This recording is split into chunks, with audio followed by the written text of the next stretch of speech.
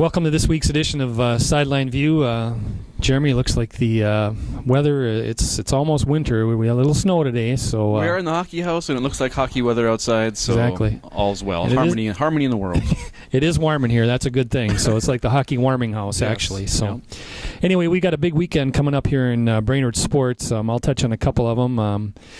First of all, Brainerd High School football has their first playoff game Friday night. They host Blaine at 7 o'clock. Weather is supposed to at least be sunny, but I don't think it's going to be much better than about 38 degrees, 39 degrees tomorrow. So this is what Brainerd was hoping for, is to get a home game in the new Super 32 class of 30. Called Super 32? Yeah, that's what they call. Some people call it. But Super duper. But anyway, they are Blaine is, from what I've been able to tell, is pretty.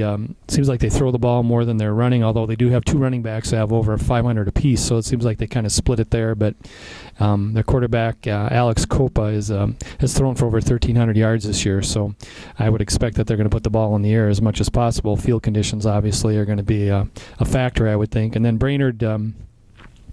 Blaine's defense actually is seems like it's going to be pretty good, so I would think it's a test of Brainerd's running game. If they can gash that defense a little bit, they'll be in business. But if they struggle to run and they have to throw, I mean, who knows? They haven't had to throw a lot this year, but usually to advance, you need to do that. So, has Brainerd ever played Blaine? This is the first time that that it's ever happened, and this year it's a different format for everybody. With Brainerd being in the 32 largest school class, you're playing schools from the metro area, the first round of the section tournament rather than the first round of the state tournament. So there theoretically would be like 6 games, I think, to you'd have to win 6 times to be the state champion. So it's a different road this year, and I'm interested to see what happens, because if next week I'm going to imagine they're probably going to be on the road if that's the case. So the other high school game we have this week, the big one, is Pillager hosts Pine River Bacchus, and you're going to cover that. So tell us a little bit about that. Rematch of a regular season game, which Pillager won 42-0. Pine River is a 5th seed. They got an upset win over Royalton, and Pillager just blew out their game. So not much to say about that. But Pillager's running game is kind of the highlight of that team. They have 3 good running backs, explosive running backs, big play running backs, if you will, that they just run up and down the field. This game, Pillager will have to do a better job of stopping that run and making Pillager pass, which, according to Coach Lowell Searcy, they can do. They just haven't had to yet. So we'll see if Pine River can stop Pillager's run and make him throw. And then on the other side, for Pine River's offense, they'll need to create some big plays and hang on to the ball. They had 4 fumbles last time they played Pillager, so if Pine River can hold on to the ball, minimize mistakes, and play a good, clean game, maybe they have a shot. My money will be on Pillager, though, because they're on a roll. Ever since that opening season loss to Monoman, the top-ranked team in Class 1A, they haven't had a whole lot of real struggle to get a win. I know they had a high-scoring, close game in their final regular season game, but for the most part, it's just been Pillager running up and down the field. So we'll see. One of the other big things we have going on, and like I said, there are many this weekend, is Central Lakes Volleyball hosts the Region 13B tournament. Whoever wins that goes to the national tournament in 2 weeks in Rochester, Minnesota.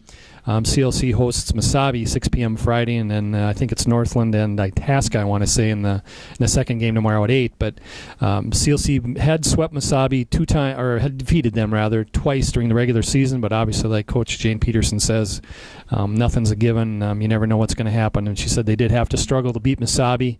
So I would think they're going to probably get by the first one, come up against Northland, which they split with during the regular season. So, but it looks like really a good weekend of volleyball and college volleyball, and CLC's had lots of luck, lots of good fortune here in the last few years. Won a few national championships, and we'll see what happens here this weekend. I guess the other huge thing we got going on is CLC football in their state semifinals here at 1:30 Saturday against Northland also. Against the only team they lost to. So it should be a good game for CLC, which has shown that they have a very balanced offensive attack with the throwing and the running game. I know defensively is their key, though. However, they like to create some turnovers, create chaos on the defensive side, and that kind of leads to the offense and a lot of short fields and a lot of opportunities for the offense to score some points. Like I said, it is their only loss of the season, so I know there will be a revenge factor there. Always seems to be for football. Again, they didn't make it to the state final last year, did they? No, that was they got upset in the semis. Yeah, first time in a while because they've been on a roll. CLC's a very good program right now, so I know they want to get back there and show everybody what they're capable of doing. So, and that's at 1:30 Saturday. So correct, in Brainerd, and obviously we have some state tennis going on today. We have, I know Michaela Wing won her first match, and then Brainerd's Sarah Wennerstrand and Megan Hintz playing the doubles tournament, the AA doubles tournament here this morning as well. So soccer and Brainerd volleyball last night and their section game, so their season is finished. I think they finished 12-18.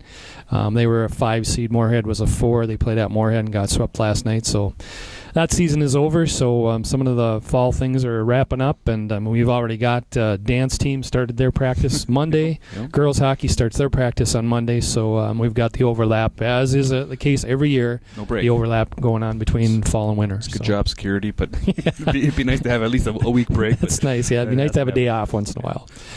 Well, one thing with this, I was just thinking that a lot of these game times for Saturday, they say 7 o'clock on the schedule, but some of them are moved. So check the dispatch often to see when and if these guys are playing on Saturday. We're changing them as fast as we can get them. I know several of them have been moved to the afternoon, the high school games that we're talking about.